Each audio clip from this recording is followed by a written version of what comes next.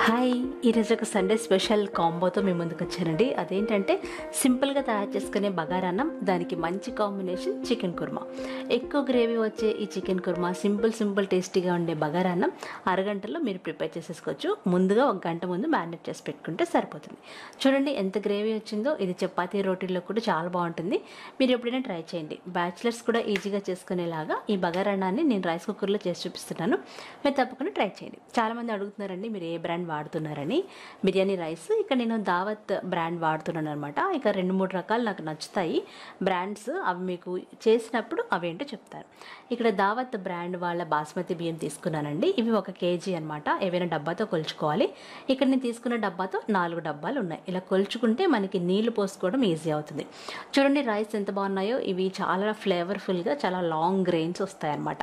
ఇప్పుడు నీళ్లు పోసేసి కొంచెం ఇలా రబ్ చేసి ఒక 2-3 సార్లు కడిగేయాలి. కడిగిన తర్వాత నిండుగా నీళ్ళు పోసి గంట నానబెట్టుకోండి.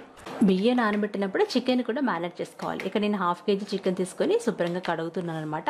ఎప్పుడైనా నీసు వాసన వస్తుంది కదా చికెన్, అలా రాకుండా ఉండాలంటే అందులో కొంచెం ఉప్పు, ఒక అరబద్ద వరకు నిమ్మరసం, ఒక 1/2 టీ స్పూన్ వరకు పసుపు వేసి బాగా కడుక్కోవాలి. 2-3 సార్లు బాగా కడగాలన్నమాట. అప్పుడు నీసు వాసన అస్సలు రాదు. టేస్ట్ కూడా చాలా బాగుంటుంది. అలాగే పసుపు కూడా యాంటీబయాటిక్ కాబట్టి మనకి చాలా హెల్దీ అనమాట. ఇప్పుడు నీళ్లు పోసేసి నీళ్ళు వంపేసి మనం చక్కగా కడుక్కోవాలి. ఇప్పుడు అందులో మ్యారినేట్ చేసుకోవడం కోసం 2 టీ స్పూన్ల వరకు కారం వేసుకోవాలి. ఇది నేను మసాలా కారం అండి. మేము ఆన్లైన్లో సేల్ చేస్తున్నాం. స్క్రీన్ మీద కనిపిస్తున్న నెంబర్కి పింక్ చేస్తే నేను మీరు డీటెయిల్స్ అన్ని తెలుసుకోవచ్చు. ఇప్పుడు అందులో 1 టేబుల్ స్పూన్ వరకు అల్లం వెల్లిపాయ పేస్ట్, అలాగే 4-5 కరివేపాకు రెబ్బలు, 1 కప్పు అంటే ఒక 50 గ్రాముల వరకు పెరుగు వేసుకోవాలి. పెరుగు వేసిన తర్వాత 1 టీ స్పూన్ వరకు గరం మసాలా పొడి వేయాలి. అలాగే Kashmiri chilli powder just colour కోసం వేస్తున్నాను అనమాట, వీడియో కోసం మాత్రమే. దీని బదులు మీరు బళ్ళారి కారం కూడా వేసుకోవచ్చు, లేదా కొంచెం ఫుడ్ కలర్ వేసుకోవచ్చు. ఇవేమి లేకపోయినా పర్వాలేదు. ఇప్పుడు వీటన్నిటిని బాగా కలిపి గంట పాటు ఖచ్చితంగా మ్యారినేట్ చేసుకోవాలి. ఇప్పుడు రెసిపీలకు వెళ్ళిపోదామా.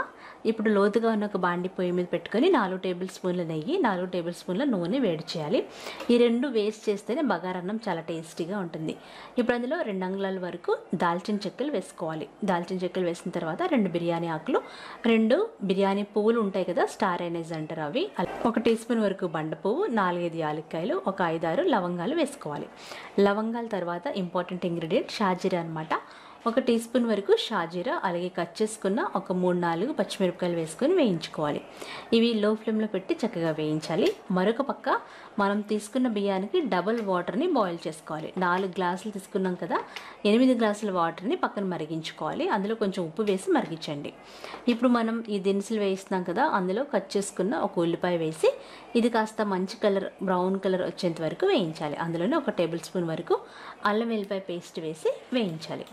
ఇది లో ఫ్లేమ్లో మాత్రమే పెట్టి వేయించుకోండి. మాడిపోతే అస్సలు టేస్ట్ ఉండదన్నమాట. ఇప్పుడు అందులో కొత్తిమీర, పుదీనా గుప్పుడు వేసుకోండి. ఇప్పుడు బాస్మతి బియ్యాన్ని మనం నానబెట్టుకున్నాం కదా, వాటిని నీళ్ళు వంపేసి 10 నిమిషాల ముందే పక్కన పెట్టుకోండి.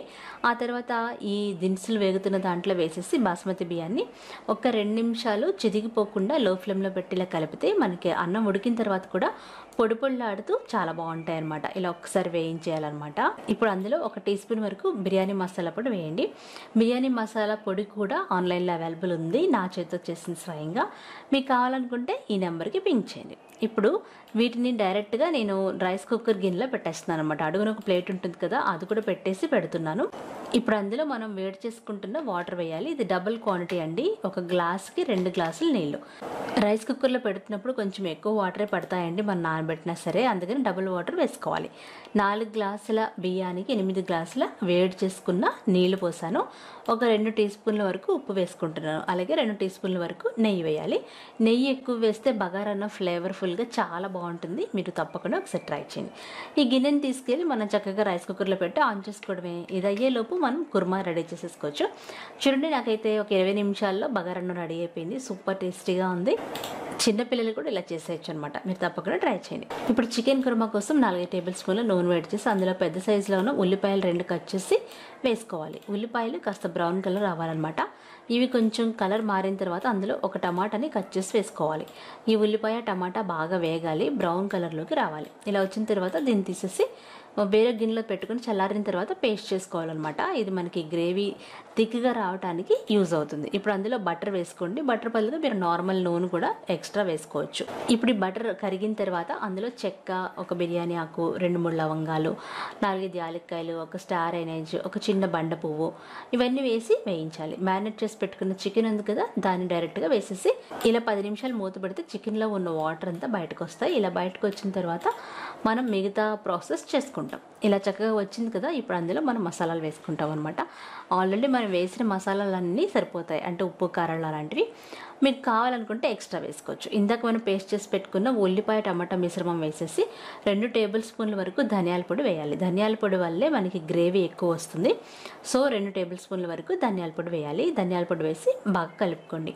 ఇప్పుడు 1/2 లీటర్ చికెన్కి 1 లీటర్ వరకు వాటర్ పోయాలి. మరి కాస్త కూడా పోసుకోవచ్చు, కానీ ఇక్కడ నేను 1 లీటర్ మాత్రమే పోసాను. ఇప్పుడు అందులో మనం 1 టీ స్పూన్ వరకు గరం మసాలా పొడి వేయాలి. గరం మసాలా కానీ మీరు మార్కెట్లో దొరికే చికెన్ మసాలా కానీ వేసుకోవచ్చు.